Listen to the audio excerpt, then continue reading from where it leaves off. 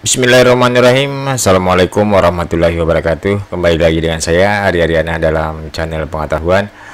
Untuk video tutorial kali ini kembali saya membahas tentang persoalan akuntansi atau masalah akuntansi, di mana untuk pertemuan kali ini atau tutorial kali ini saya akan membahas tentang mekanisme debit dan kredit part pertama. Oke teman-teman, sebagaimana yang pernah saya jelaskan sebelumnya tentang dasar-dasar akuntansi, persamaan akuntansi, dan bagaimana persamaan akuntansi dengan menggunakan rumus aktiva sama dengan modal, aktiva sama dengan hutang tambah modal, dan persamaan akuntansi dengan rumus aktiva tambah beban sama dengan hutang tambah modal tambah pendapatan. Nah, untuk video tutorial kali ini saya akan membahas bagaimana mekanisme debit dan kredit. Oke, kita langsung masuk saja di video tutorialnya.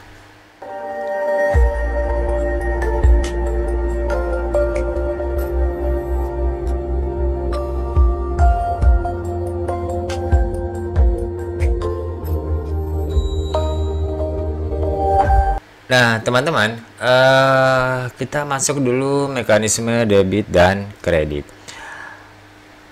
Pencatatan transaksi keuangan harus menggunakan akun dan sesuai dengan mekanisme yang benar. Perkiraan rekening atau account adalah suatu formulir atau alat yang digunakan untuk mencatat penambahan dan pengurangan aktiva, kewajiban, modal, pendapatan, dan beban, serta untuk menggolongkan transaksi-transaksi yang sejenis. Akun-akun tersebut dapat dikelompokkan menjadi akun real atau akun neraca, dan akun nominal atau akun laba rugi.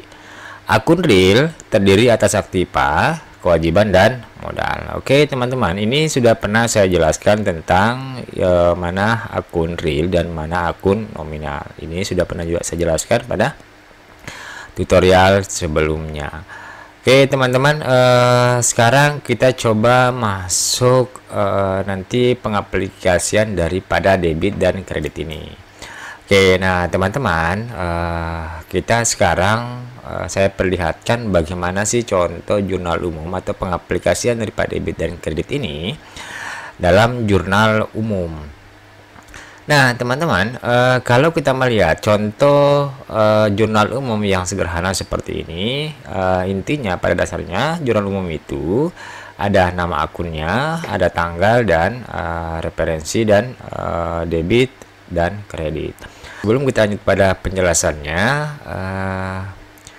terlebih dahulu saya jelaskan tentang mekanisme dalam membuat jurnal umum atau debit dan kredit.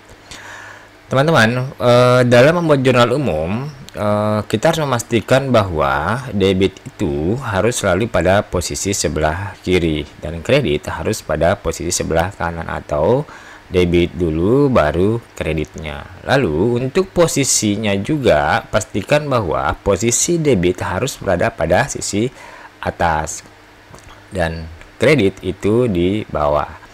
Nah teman-teman, biasanya dalam menjurnal umum, posisi antara kredit dapat kita lihat biasanya ketika posisi debit maka bentuknya seperti ini, ketika dia pada posisi kredit biasanya maju 5 spasi ke depan untuk menandai bahwa posisi akun modal ini itu pada posisi kredit. Jadi teman-teman, penggunaan debit kredit dalam jurnal umum seperti ini. Selanjutnya kita akan masuk bagaimana penjelasan mekanisme debit dan kredit ini. Oke teman-teman, sekarang saya buatkan tabel ilustrasi tentang debit dan kredit. Tabel ini akan menggambarkan kita bagaimana sih penjelasan debit dan kredit itu. Oke teman-teman, pada video tutorial sebelumnya, mulai dari tutorial yang pertama, 2, dan 3, saya sudah menjelaskan tentang persamaan dasar akuntansi, aktiva bertambah, aktiva berkurang. Nah, di persamaan akuntansi, saya membahas tentang penambahan dan pengurangan. Oke teman-teman, sebagaimana yang pernah saya jelaskan pada pertemuan sebelumnya, bagaimana pentingnya persamaan akuntansi untuk kita melangkah pada siklus akuntansi selanjutnya. Misalkan bagaimana pentingnya persamaan akuntansi itu pada siklus jurnal umum. Oke, nah teman-teman, di sini saya sudah membuatkan tabelnya, dimana misalkan contoh aktiva bertambah. Jika aktiva bertambah, maka berada pada posisi debit. Dalam jurnal umumnya atau jurnalnya, maka aktiva itu berada pada posisi debit. Dan ketika berkurang, maka kredit. Contoh misalkan aktiva itu adalah kas, perlengkapan, peralatan, piutang.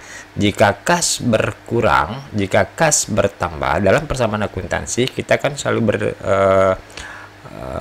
membahasakan bahwa kas bertambah, kas berkurang, piutang bertambah, piutang berkurang. Nah, contoh dari tabel ini, ketika aktiva atau kas bertambah, maka pada posisi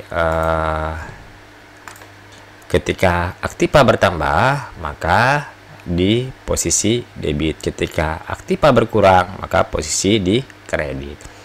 Misalkan peralatan bertambah, maka peralatannya di debit, dan ketika peralatan berkurang, maka di kredit. Lalu selanjutnya kewajiban atau hutang. Kewajiban atau hutang ketika bertambah, maka posisinya di kredit. Ketika berkurang, maka posisinya di debit. Lalu modal ketika modal bertambah, maka posisinya di kredit. Ketika berkurang, maka posisinya di debit.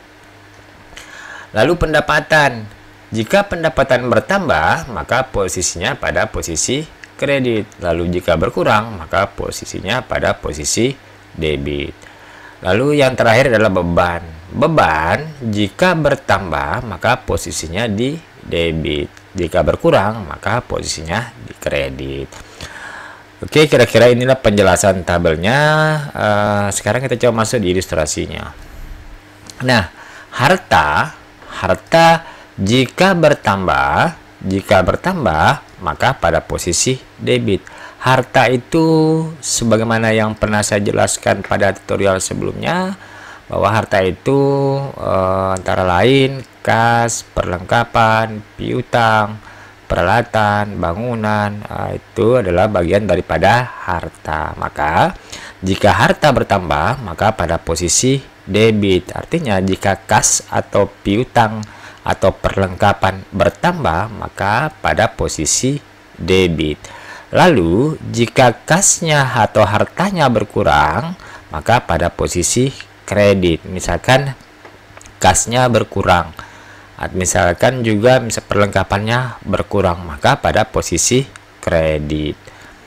Selanjutnya, ketika hutang bertambah, maka berada pada posisi kredit. Misalkan ketika perusahaan meminjam uang kepada bank, maka otomatis hutang perusahaan pasti bertambah. Ketika hutang bertambah, posisinya berada pada posisi kredit. Lalu ketika misalkan hutang berkurang, misalkan perusahaan membayar hutang ke bank, berarti berada pada posisi debit. Jadi saya ulangi, ketika hutang bertambah berada pada posisi kredit, dan ketika hutang berkurang berada pada posisi di debit. Selanjutnya, ketika modal bertambah, maka berada pada posisi kredit. Misalkan pemilik perusahaan menyerahkan uang tunai sebagai modal awal, berarti modalnya bertambah. Dan ketika modal berkurang, berada pada posisi debit. Selanjutnya, ketika pendapatan bertambah, berada pada posisi kredit. Dan ketika pendapatan berkurang, berada pada posisi debit. Misalkan menerima pendapatan secara tunai. Pendapatan secara tunai maupun pendapatan secara kredit otomatis akan menambah pendapatan. Berarti ketika pendapatan bertambah berada pada posisi kredit. Selanjutnya ketika pendapatan berkurang berada pada posisi debit. Dan yang terakhir beban. Beban, misalkan beban gaji, beban sewa, beban iklan, beban reklame, beban pemasaran ketika bertambah berada pada posisi debit, dan ketika beban berkurang berada pada posisi kredit. Jadi teman-teman, ketika beban bertambah maka berada pada posisi debit, dan ketika beban berkurang berada pada posisi kredit. Nah teman-teman, inilah ilustrasi mekanisme debit dan kredit dengan menggunakan rumus aktiva sama dengan aktiva tambah beban sama dengan hutang tambah modal tambah pendapatan. Nah, penjelasan tentang penerapan persamaan akuntansi ke dalam mekanisme debit dan kredit akan saya jelaskan pada tutorial atau part kedua. Oke teman-teman, itulah penjelasan tentang mekanisme debit dan kredit. Oke, quotes kita pada tutorial kali ini, hidup adalah belajar, mau tidak mau kita akan selalu belajar, baik dengan kerelaan hati ataupun paksaan dari lingkungan. Proses ini akan menuju pada suatu tujuan, yaitu membuat diri kita menjadi lebih baik. Semoga bermanfaat. Jika video ini dirasa manfaat, mohon di like, di share, dan di subscribe. Dan jangan lupa bunyikan loncengnya. Sekian, wassalamualaikum warahmatullahi wabarakatuh.